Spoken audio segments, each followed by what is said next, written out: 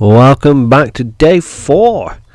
Okay, so today is the day we get to do a bit more travelling and a bit more exploration. Thank God for that, because I don't know about you, but being sat in 4 walls is not a great idea of fun. So that's exactly what today's all about. Today we're going to be looking at getting some more gear, moving towards what we need, the forge.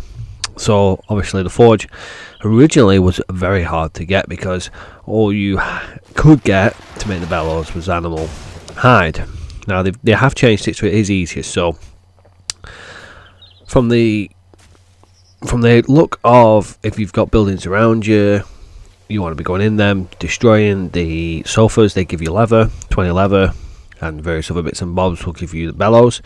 If you haven't got that option, then you've got to kill animals and get the hide, which will then allow you to create the bellows.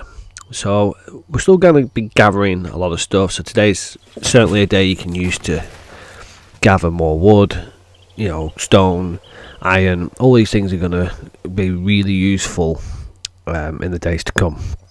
So day 4 is exploration day. That's how I like to say it is. Now you are going to come across zombies. Don't worry too much about the zombies. They are still quite slow and weak. You've got plenty of chance. As long as you follow the first instructions on the first 3 days, you should be able to stand against them. You have the choice of standing and fighting or running away. But your arrows, they're leveled up. Your bow's leveled up enough to allow you to cause a bit of damage. So as you can see, standing and fighting is an option.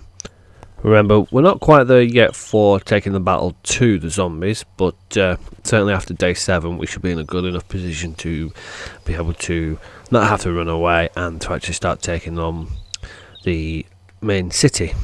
Now bearing in mind, as the game progresses, the zombies become stronger, you start seeing different zombies appearing, so we've got to be prepared for these things.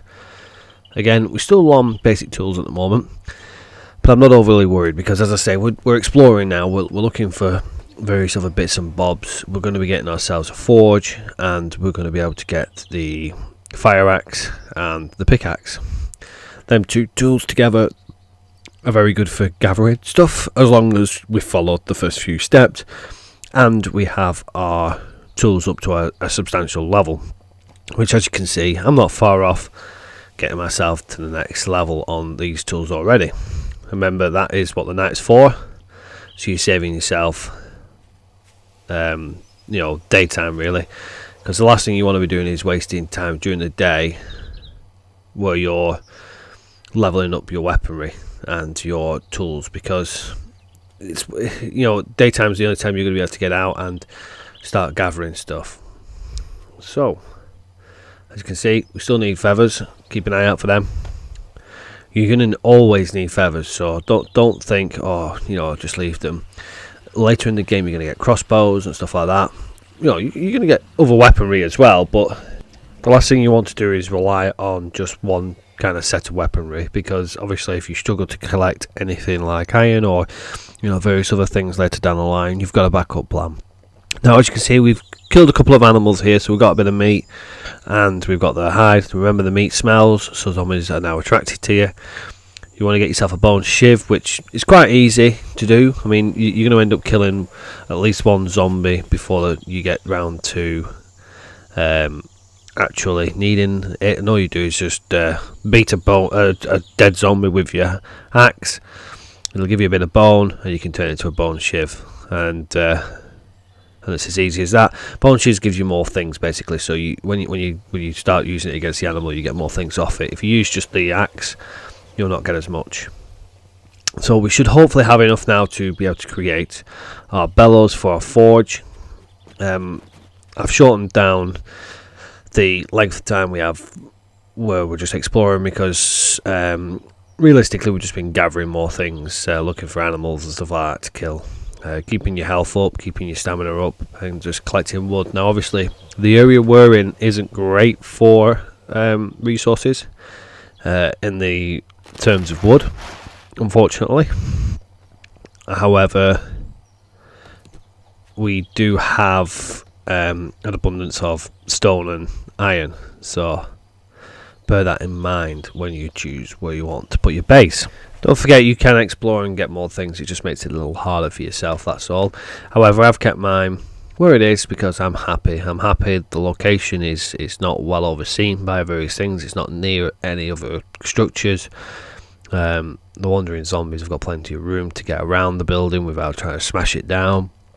So we're going to keep it where it is, and we'll explore and look for our resources.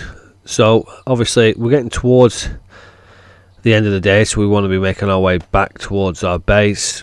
We don't want to be too far out when the time starts hitting 8 o'clock. Now I always say 8 o'clock because it gives you more time to get in there, get things set up and close the doors by 10 o'clock, and then the zombies start appearing.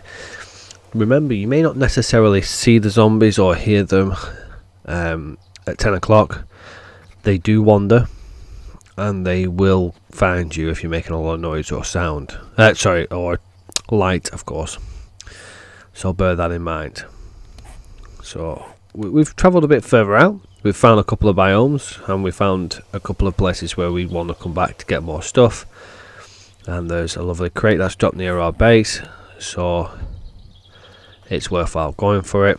We've got plenty of time yet, so we may as well get ourselves over there and get it collected. Obviously, when your stamina is low, you're using the yucca plant and gathering things on your way down. You don't want to be walking past things, because one, you might forget they're there, and two, all this stuff is useful. And let's see what this crate gives us. Crates are usually useful for various things. So we've got an SMG, we've got some bullets, and we've got schematics. You're going to want them schematics, and you want to read them.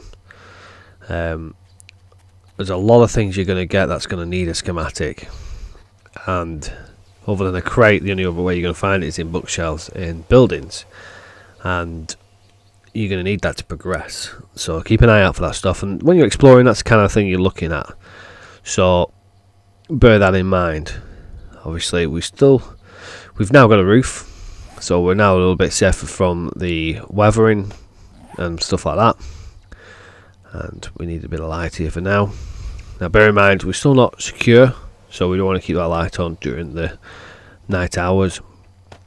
Get out all the smelly stuff out of your bag, because obviously the zombies will find you from that and they will smash your building down, and that's the last thing you need when it's this early days.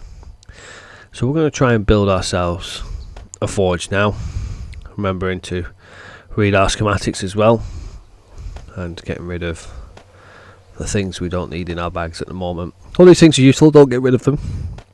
If not useful, scrap them and use the parts for other things that are useful. So there we go. You're not going to need weapon parts at this present moment in time. I won't keep them if I were you. You can't do anything with them. Just scrap them and use the iron for other things. You can do if you want to. You will get a schematic about the weapons, and you'll be able to assemble them and put parts in and stuff like that. But other than that, there's not really any point to do that. So we're at our end of day 4. There's not much more we can do now. We'll work in the night to see what we can build, and obviously keep it nice and quiet. So let's roll into day 5, and I will see you all on day 5. Thank you very much.